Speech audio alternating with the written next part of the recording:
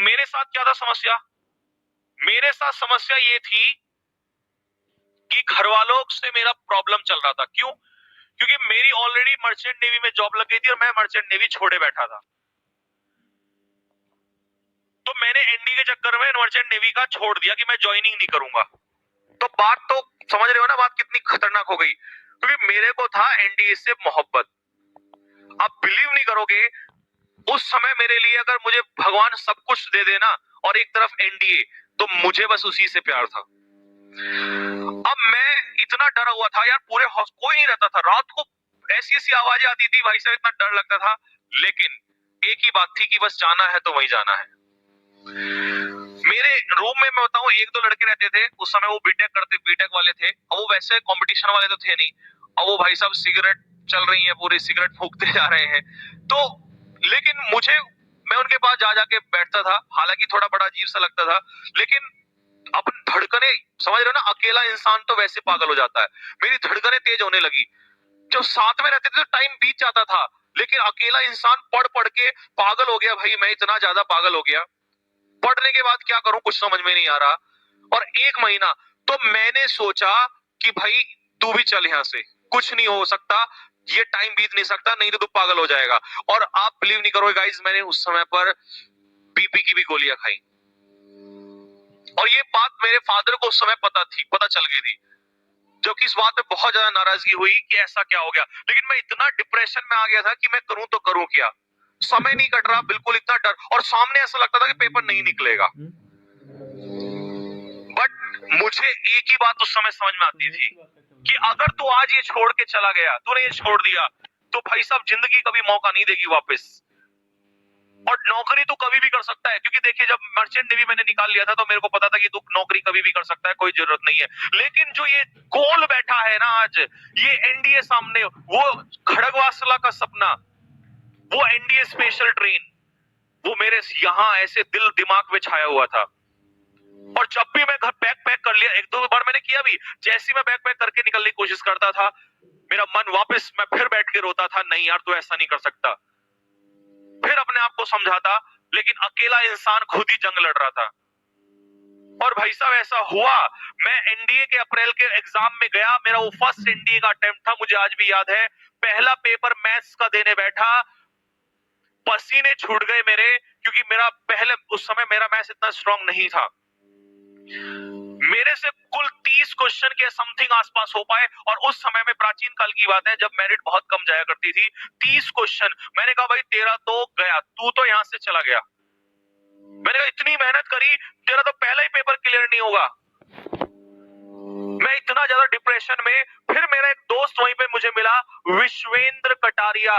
He is major right now from Kanpur, Indian army में major है आज वो मेरा दोस्त बाहर खड़ा हुआ मिला, उसने कहा अरे संजीव व्हाट हैपन। अच्छा वो हिंदी में बोलता था, तो और हिंदी आप समझ रहे हो, कानपुर वो बिल्कुल प्योर वाली, कैस जो लड़ाई में गाली में भी प्यार से बात करे कि हम जूता मार देंगे तुम्हारे, इस टाइप से, मतलब बहुत प्यार में बोलता था। उसने कहा क्या हुआ, मैंने कहा यार सब बर्बाद हो गया। बोला कोई बात नहीं है, अभी धैर्य रख, अभी दूसरा पेपर बाकी है। और मेरे से बिलीव नहीं हो रहा, मेरे हाथों में पसीने में, बहुत ज्यादा परेशान, मतलब मैं बता नहीं सकता। मैं खुद ही मन में रो रहा हूँ कि यार ये क्या हो गया, और तूने तो इतनी मेहनत, तेरे से अच्छे तो वो लोग थे जो छोड़ के चले गए थे। एक एक रात कैसे काटी, कैसे करके मैं वापस आया, पेपर देने बैठा, हाथों में पसीने आ रहे हैं बहुत ज्यादा, पेपर देना स्टार्ट किया। पता नहीं मेरे को उस समय क्या हुआ, और इसी को कहते हैं कि भगवान भी तभी साथ देता है जब आप लड़ रहे होते हो। पेपर देना स्टार्ट किया भाई, मुझे पता ही नहीं चला। जैसे ही पेपर खत्म हुआ, मैंने सबसे पहले इंग्लिश के क्वेश्चंस चेक किए और उसके बाद जीएस के क्वेश्चन। गाइस आप बिलीव नहीं करोगे, कम से कम 70 प्लस क्वेश्चंस मेरे सही थे, 70 से भी 80 के आसपास समथिंग सही जा रहे थे। मैंने कहा भाई अब शायद चांस हो सकता है, बट बात जो थी ऐसे थी। और जैसे रिजल्ट आया ना, जितनी भी भीड़ वहां पर थी, सिर्फ 2 से 3 लड़कों का सिलेक्शन हुआ, and I was one of them. उस दिन मैं जब कैफे से, हमारे टाइम पे ना कैफे में आधे घंटे का पैसे देके चल, समझ रहे हो ना, तुम तो आजकल देख लेते हो, हम तो पैसे लेके जाते थे और कैफे वाले से भैया जरा रिजल्ट दिखा देना जरा, इतना एक्साइटमेंट रहता था। और जैसे कैफे वाले ने कहा यस तुम्हारा नाम यहाँ पे, ओ भाई साहब वो खुशी, यू कांट इमेजिन दैट। तब मैंने वो दिन मेरी लाइफ का ऐसा दिन था जिसने मुझे ये कह दिया था कि भाई साहब जिंदगी के लड़ने का तरीका ही कुछ और है। तो उस दिन ये बात समझ में आ चुकी थी कि भागने वाले भागेंगे, लेकिन जो इस मुसीबत में भी रुक गया वही जीत हासिल करेगा। उस खुशी को मैं उस दिन बयां कर रहा था। उस दिन मैं सोच रहा था कि यार सब मेरे दिमाग में चल रहा था कि तू भी अगर भाग जाता तो आज ये खुशी कैसे मिलती, आज ये पेपर कैसे क्रैक होता। और सारे जितने भी, बस मेरे एक दोस्त विश्वेंद्र कटारिया ने क्लियर किया था मेरे साथ, और एक दो दोस्त और, एक और था बस। हम 3 से 4 लोगों ने क्लियर किया, बाकी सब बाहर हो गए थे। तो आप माता पिता के लिए करते हो अच्छी बात है, अरे अपना भी तो जमीर होता है यार, कुछ अपना जमीर भी तो कुछ कोई चीज होती है। मेरा जमीर बार बार उस समय मुझे यही कह रहा था कि बेटा अगर तू आज चला गया ना तो जिंदगी में कुछ नहीं होगा। तो अपने लिए अपना यहां से कुछ सोचो, तुम बने हो ना किस चीज के लिए। भाई मेरे को ना एक बात पता थी कि अगर तू एनडीए में गया एनी हाउ तो ठीक है, उसके बाद चाहे कुछ भी मिल जाए। यूं तो फिर सब इंस्पेक्टर छोड़ा, पता नहीं क्या कितनी जॉब छोड़ी, लेकिन कभी मजा नहीं आया उस बात में जो वहां स्पेशल फीलिंग थी। और मेरे को आज भी इस बात का गम नहीं है कि मैं एनडीए में क्यों नहीं जा पाया, कोई प्रॉब्लम नहीं है मेरे को। क्यों?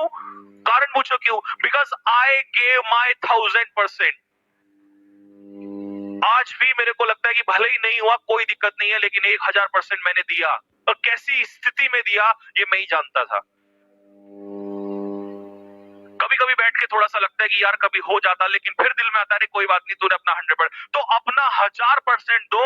सिलेक्शन होना ना होना मायने नहीं रखता, दैट इज सेकेंडरी। और फिर एक बार याद कर लेना, हजारों लाखों लोग सो रहे होंगे जब तुम जाग रहे होंगे। उस समय मैं भी यही सोचता था कि यार मैं बेवकूफ तो नहीं हूं, इतनी सर्दी में इतनी ठंड में यहां बैठा हुआ हूं और मैं मेहनत कर रहा हूं। तो इस चीज को अपने दिमाग में रख लो। लेकिन गोल लक्ष्य भी बड़ी बात होती है जिंदगी में। कुछ तो मेमोरी याद रखोगे ना, आज भी मेरे को मेमोरी याद रहती है, अरे कोई दिक्कत नहीं। और जितने भी लोग आज आर्मी में है ना, जितने भी लोग आज फौज में है या किसी भी डिपार्टमेंट में है, मैं जॉब छोड़ के बैठा हूं कोई बात नहीं है, लेकिन दे ऑल रेस्पेक्ट मी। भले ही आज मेरे सीनियर्स मेजर हो, लेफ्टिनेंट कर्नल हो या कर्नल हो, but they respect me.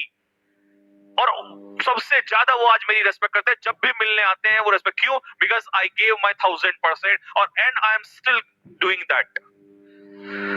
So guys, एक ही बात मैं आप लोगों के लिए बोल रहा हूं कि अपना जिंदगी में कुछ एक ड्रीम पालो, ड्रीम के लिए